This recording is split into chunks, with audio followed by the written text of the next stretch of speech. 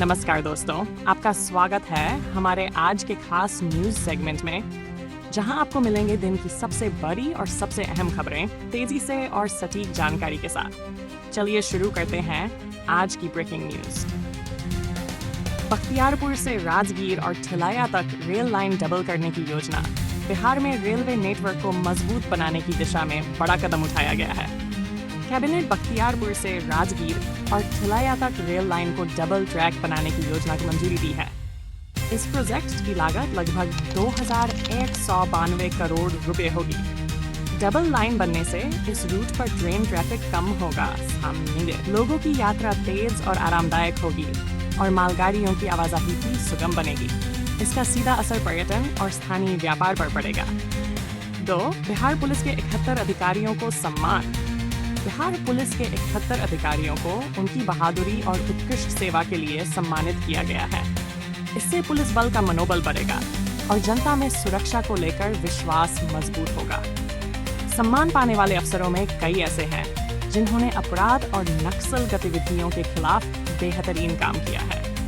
3. कांग्रेस की CWC बैठक और राजनीति में हलचल। कांग्रेस ने बिहार में CWC की बैठक बुलाकर राजनीतिक गतिविधियां तेज कर दी हैं। विपक्ष का आरोप है कि कांग्रेस सहयोगी दलों से ड्राइविंग सीट छीनने की कोशिश कर रही है। इसका असर बिहार की विपक्षी एकजुटता पर पड़ सकता है और आने वाले चुनावों में समीकरण बदल सकते हैं। 4. सचिन पायलट का चुनाव आयोग पर हमला। कांग्रेस नेता सचिन पायलट ने चुनाव आयोग पर सवाल उठाते हुए कहा है कि वोट चोरी केवल मताधिकार छीनना नहीं है, बल्कि ये नागरिकों की बुनियादी सुविधाएं भी छीन लेता है। उनका बयान विपक्षी दलों की रणनीति को मजबूती देता है और चुनावी माहौल को और गर्म करता है। 5. SIR प्रक्रिया में सुधार की तैयारी। चुनाव आयोग ने स्पेशल इंटेंसिव रिवीजन यानी SIR प्रक्रिया में सुधार की तैयारी शुरू कर दी है। इससे वोटर लिस्ट की जांच और सत्यापन आसान होगा। आयोग का कहना है कि इससे फर्जी वोटिंग पर रोक लगेगी और चुनाव पारदर्शी होंगे। 6.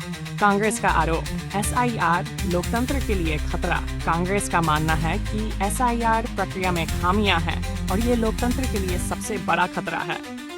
पार्टी का आरोप है कि इस प्रक्रिया से असली मतदाता सूची से बाहर हो सकते हैं, जबकि फर्जी नाम बने रह सकते हैं। ये मुद्दा चुनाव से पहले बड़ा राजनीतिक विवाद बन सकता है। 7. तेजस्वी यादव का नीतीश सरकार पर हमला। RJD नेता तेजस्वी यादव ने नीतीश सरकार को नकलची सरकार कहा है। उनका दावा है कि सरकार विपक्ष की घोषणाओं और वादों को कॉपी करके जनता को भ्रमित करती है। ये बयान विपक्ष और सत्ता पक्ष के बीच जुबानी जंग को और तेज कर रहा है। 8. मंत्री का प्रशांत किशोर को मानहानि नोटिस। बिहार के एक मंत्री ने प्रशांत किशोर को 100 करोड़ रुपए का मानहानि नोटिस भेजा है। मंत्री का आरोप है कि प्रशांत किशोर ने गलत बयान दिए और उनकी छवि खराब करने की कोशिश की। यह मामला अदालत तक भी जा सकता है और राजनीतिक सरगर्मी बढ़ा सकता है। 9. पश्चिम चंपारण में बाढ़ की स्थिति। गंडक और मनोर नदियों के उफान से पश्चिम चंपारण के कई गांव बाढ़ की चपेट में आ गए हैं। लोग अपने घर छोड़कर सुरक्षित स्थानों पर जा रहे हैं। प्रशासन ने राहत और बचाव कार्य शुरू कर दिया है, लेकिन ग्रामीणों की मुश्किलें बढ़ी हुई हैं। 15 राजनीतिक पार्टियां सूची से बाहर। चुनाव आयोग ने बिहार की 15 राजनीतिक पार्टियों को पंजीकृत सूची से बाहर कर दिया है, क्योंकि उन्होंने पिछले 6 सालों में कोई चुनाव नहीं लड़ा। इसका मतलब है कि ये पार्टियां अब चुनाव में भाग नहीं ले सकेंगी। 11. कांग्रेस की हर घर अधिकार रैली।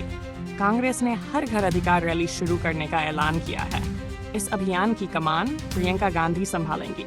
इसका उद्देश्य जनता से सीधा जुड़ना और चुनावी माहौल में कांग्रेस की मौजूदगी मजबूत करना है।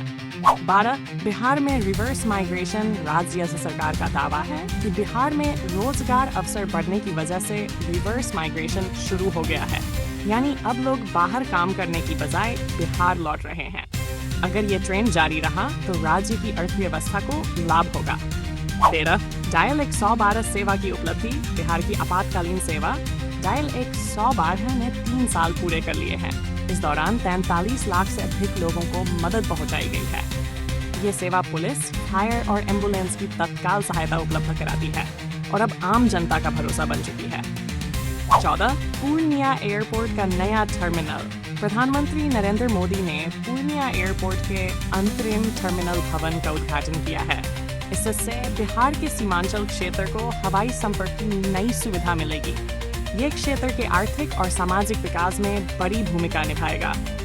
15 मुजफ्फरपुर की दर्दनाक घटना। मुजफ्फरपुर में एक महिला ने अपने 2 बच्चों के साथ गंगा नदी में छलांग लगा दी, लेकिन दोनों बच्चे अभी लापता हैं। ये घटना लोगों के बीच चर्चा और चिंता का विषय बनी हुई है। 16 पटना विश्वविद्यालय छात्र संघ चुनाव।